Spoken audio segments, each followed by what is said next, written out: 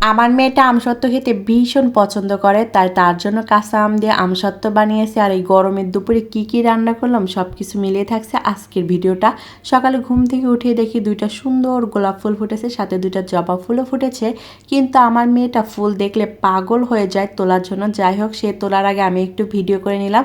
মাশাআল্লাহ, ফুলগুলো অনেক সুন্দর লাগছে। এরপর চলে আসলাম দুপুরে রান্না বান্না করার জন্য। আজকে দুপুরে রান্না করব গরু মাংস ভাজি, কারণ এর আগে আমি গরু মাংস রান্না করে রাখছিলাম, সেটা একটু ভাজি করে নেব। আজকে কিছুই রান্না করব না, যে পরিমাণ গরম তাতে চুলার কাছে দাঁড়িয়ে যে এই ভাজিটা করব সেটাও আমার আর ধৈর্য কুলাচ্ছে না। যাই হোক, তবুও তো রান্না করতে হবে। প্রথমে আমি পেঁয়াজ মরিচ হালকা ভেজে, তারপর একটু জিরে ছিটিয়ে দিয়েছি, একটু দারচিনি এলাচ তেজপাতা সব কিছু দিয়েছি, দিয়ে হালকা ভেজে তারপর আমি মাংসগুলো দিয়ে দিলাম, দিয়ে ভাজি করে নেব। আর এদিকে ভাজি করব মাছের ডিম দিয়ে আলু ভাজি। প্রথমে আমি কড়াইতে পরিমাণ মতো তেল দিয়ে দিলাম, তারপর এখানে পেঁয়াজ কাঁচামরিচ একটু তেজপাতাও দিয়েছি, একটু মানে মাছের গন্ধটা যাওয়ার জন্য। এরপর হালকা ভেজে তারপর জিরে ছিটেছি, দিয়ে একটু হালকা ভেজে নেবো। আর এদিকে আমার মাংসগুলো একটু নাড়া দিয়ে দিচ্ছিলাম যাতে নিচে না লেগে যায়। আর মাংসে এত পরিমাণ ঝোল উঠছে, এই ঝোলটা টানতে টানতে মাংসগুলো একদম নরম হয়ে যায়। কিন্তু নরম নরম ভাজিটা খেতে এত মজার লাগে, একটু কালচা কালচা ভাজি হয়, অনেক মজা লাগে।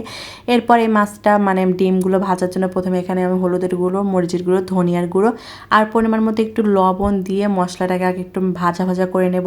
তারপরে এখানে আমি দিয়ে দেবো মাছের ডিম। মাছের ডিম দিয়ে একটু ভালো করে নাড়াচাড়া করে নেব। তারপর এখানে আমি আলুগুলো দিয়ে দেবো।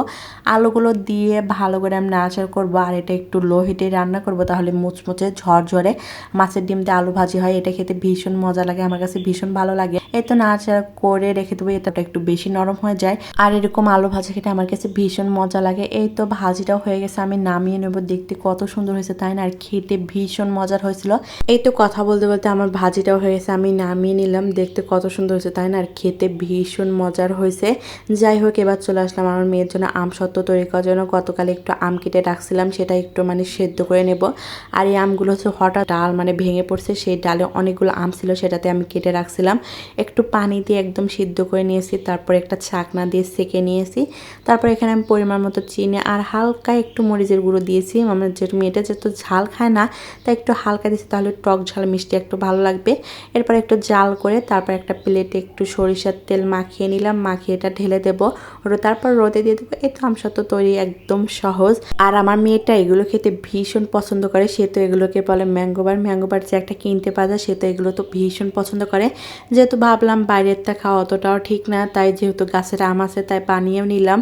আর যে পরিমাণ রোদ যাচ্ছে, এক রোদেতে একদম টান টান হয়ে গেছে, দেখতে কত সুন্দর লাগছে তাই না? সাথে একটু ভুট্টাও রোদে দিয়েছিলাম, আর আচ্ছা ছিল সেটাও রোদে দিয়েছি। যে পরিমাণ রোদে মানে তাকানো যাচ্ছে না। যাই হোক, এই তো আমার গরু মাংস রান্না শেষ, ভাজিও শেষ। আজকের ভিডিও এখানেই শেষ করলাম। সবাই ভালো থাকবেন, সুস্থ থাকবেন, আল্লাহ হাফেজ।